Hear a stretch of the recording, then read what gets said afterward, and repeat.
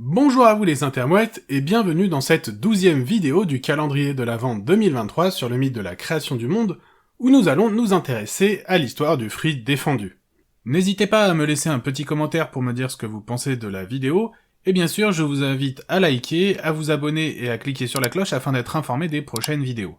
Si jamais vous souhaitez aider la chaîne et que vous avez 1 ou 2 euros à dépenser, vous pouvez toujours faire un don sur ma cagnotte Tipeee ou sur mon Patreon. Bien sûr, c'est totalement facultatif. Sur ce, commençons. Cette vidéo est la deuxième du triptyque sur le fruit défendu, où nous allons parler du mensonge divin autour de ce dernier.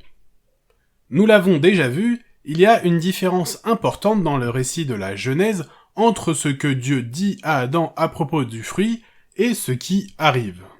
En effet, au chapitre 2, verset 17, Yahvé, ou Elohim, ou quel que soit le nom que vous souhaitez lui donner, ordonne à Adam de ne pas manger le fruit de l'arbre de la connaissance du bien et du mal, sous peine de mourir.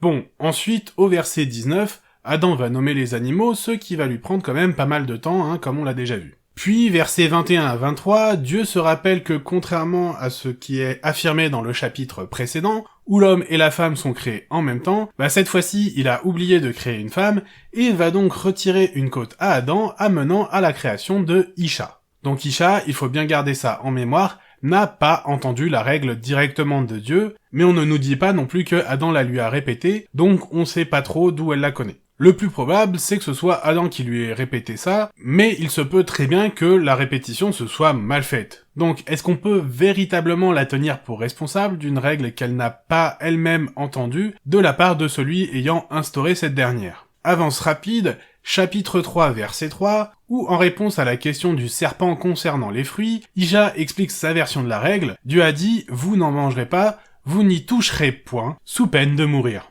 Bon, là, déjà, on voit qu'elle parle de ne pas toucher l'arbre, chose qui n'était pas là quand Adam a reçu l'ordre de Dieu. Comme quoi, ce Dieu omniscient et omnipotent aurait peut-être mieux fait de répéter lui-même à cette dernière pour être sûr que le travail soit bien fait. Ensuite, on note un changement important dans la formulation.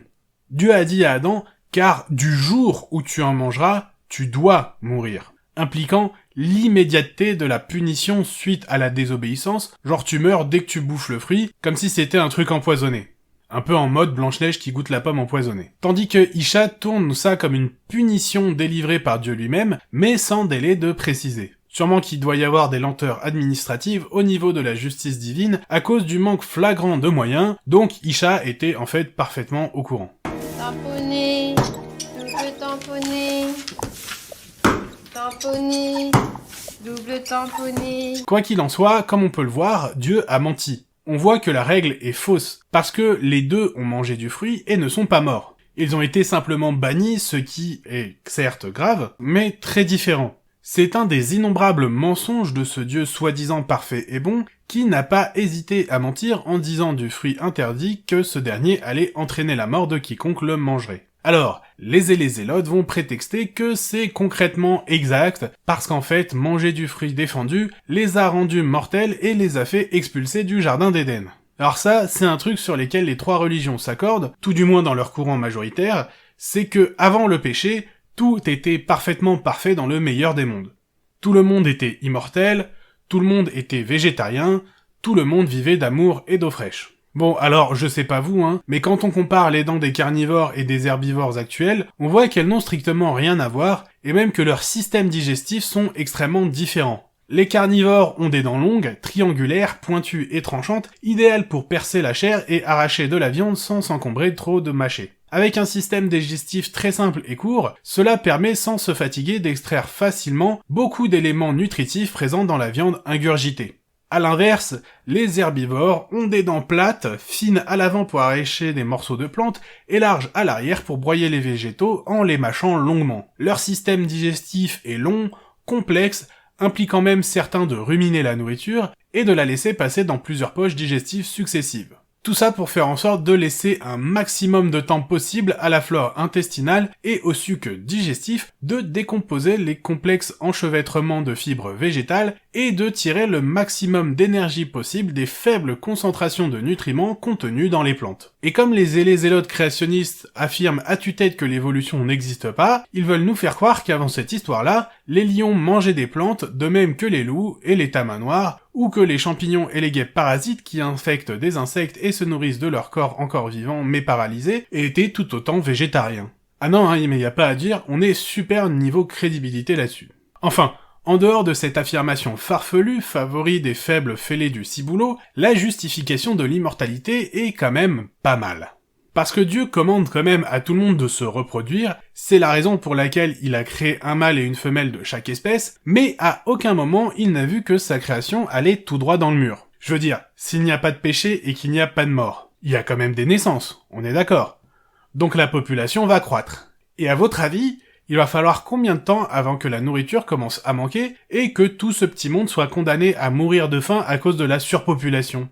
C'était son but ou quoi ? De regarder tout le monde crever lentement de faim ? Ou alors il voulait que ça se termine en cannibalisme ? Parce que si c'est ça, c'est pas parce qu'il n'a pas créé la mort qu'elle n'existe pas. Elle ne serait pas due à l'épuisement du corps lui-même et au vieillissement, mais à la diminution des ressources alimentaires, et donc à tout ce qui alimente le corps et lui permet de fonctionner. Ce qui finalement revient à mourir, quoi qu'il en soit. Et genre, on veut nous faire croire que ce problème de ressources n'aurait pas été prévu par ce Dieu tout-puissant, alors qu'il est pourtant au cœur même de nos problématiques sociétales actuelles, au point même d'en devenir le leitmotiv d'un méchant dans le MCU. Au petit passage, petite autopromo, j'ai quand même une excellente vidéo expliquant pourquoi Thanos est totalement nul en maths et pourquoi sa solution ne règle absolument pas le problème, mais ne fait que le repousser d'un siècle grand max. Mais il y a également une autre façon de montrer que personne n'était immortel avant qu'Adam et Isha ne goûtent du fruit interdit. Bon, en dehors bien sûr de la logique biologique élémentaire, on va le faire en utilisant la logique biblique. Pour ça, il faut se servir du chapitre 2, verset 9. L'Éternel fit surgir du sol toute espèce d'arbre, beau à voir et propre à la nourriture, et l'arbre de vie au milieu du jardin, l'arbre de la science du bien et du mal. Il y a donc deux arbres dont il ne faut pas manger. Celui permettant d'acquérir la connaissance du bien et du mal, et celui donnant la vie éternelle, dont on ne va plus entendre parler. Les humains ont mangé du premier fruit, mais Dieu les chasse pour qu'ils ne puissent jamais manger du second. Ils n'ont donc pas accès à l'immortalité, et sont donc de fait mortels lors de leur création, d'après le texte. En tout cas, en plus de la bêtise de créer deux arbres dont les fruits magiques sont si puissants, et de les laisser de plus sans surveillance au milieu du jardin, on peut reconnaître que ce Dieu est d'une grande cruauté. Car si ni Isha, ni Adam n'étaient capables de faire la différence entre le bien et le mal, comment est-ce que l'on pourrait les tenir pour responsables pénalement de leurs actes ? C'est pour cette raison que dans les pays civilisés, le système judiciaire fait une distinction dans les peines en fonction de l'âge. Pourquoi, alors que nous, pauvres humains, comprenons cela, ce Dieu surpuissant, qui a pourtant lui-même créé les humains d'après le texte, est incapable de le faire ? Pourquoi, si nos petits cerveaux imparfaits et nos sociétés tiraillées par des courants contraires ont pu voir et comprendre ce fait, et que nous avons réussi avec succès à l'intégrer à notre appareil judiciaire, comment se fait-il qu'un Dieu parfait, bon, omniscient et omnipotent, n'ait pas réussi à faire cela ? Et c'est même encore pire pour les chrétiens. Comment se fait-il qu'un Dieu omnitout et prétendument bon n'ait jamais réussi, après 4000 ans, à pardonner cette erreur des premiers humains qui ignoraient tout du bien et du mal ? Comment se fait-il que le seul moyen qu'il ait pu trouver pour pardonner cela, c'est de faire une fivette pour qu'une vierge du Moyen-Orient donne naissance à lui-même, sous une forme humaine, pour qu'il puisse 33 ans plus tard se sacrifier pour lui-même, afin d'enfin pardonner l'humanité. Techniquement, ce qu'il faut savoir, c'est que le récit du fruit défendu dans la Genèse est le tout premier exemple d'une longue liste de mensonges divins. En effet, Dieu a menti en disant que manger du fruit allait entraîner la mort. Mais malgré toutes les incohérences dans les récits sacrés, malgré toutes les preuves évidentes du mensonge du Dieu abrahamique, quelle qu'en soit la version, ce qui me fascine, c'est que les zélotes continuent à affirmer qu'il est tout-puissant, qu'il est bon, qu'il est parfait, bref, qu'il a toutes les qualités et aucun défaut. Alors, on voit clairement ici que ce n'est pas du tout le cas. Il ment sur les conséquences de goûter à ce fruit. Il punit les humains qui ont désobéi, alors que puisqu'ils n'avaient pas encore mangé de ce fruit interdit, ils ne pouvaient pas savoir que ce qu'ils faisaient était mal. Ils savaient juste qu'on leur avait interdit mais sans savoir pourquoi. Il est également misogyne puisqu'il condamne plus sévèrement Isha en la rétrogradant à un être inférieur à l'homme et en la laissant accoucher dans la douleur, alors qu'en réalité, elle n'a semble-t-il jamais entendu la véritable règle de la part de ce dieu en personne. Ce dieu, c'est vraiment le boss final des trous du cul. Mais je ne vais pas tout vous spoiler, et je vous expliquerai en détail dans la prochaine vidéo pourquoi cette histoire du fruit défendu le démontre parfaitement. Voilà, c'est donc la fin de cette 12e vidéo du calendrier de l'Avent 2023, abordant le récit de la création du monde dans les religions abrahamiques. Avant de partir, prenez le temps de laisser un petit commentaire sous cette vidéo afin d'améliorer son référencement. Pas besoin d'écrire un roman, je vous rassure, un simple mot ou un smiley suffira amplement. Mais vous pouvez également prendre les devants en partageant cette dernière avec un maximum de personnes afin de la faire découvrir au plus grand monde. Et surtout, n'hésitez pas à la liker afin de me faire savoir ce que vous pensez de cette dernière. Vous avez également la possibilité de me suivre sur les réseaux sociaux où vous serez informé des épisodes à venir, et vous pouvez également me proposer des sujets que vous aimeriez voir traités ici. Bien sûr, si ce n'est pas déjà fait, je vous invite à vous abonner et à cliquer sur la cloche afin d'être informé des nouvelles vidéos et de ne rien rater de l'actualité de la chaîne. Je vous dis en tout cas à bientôt pour un nouvel épisode de Techniquement ce qu'il faut savoir.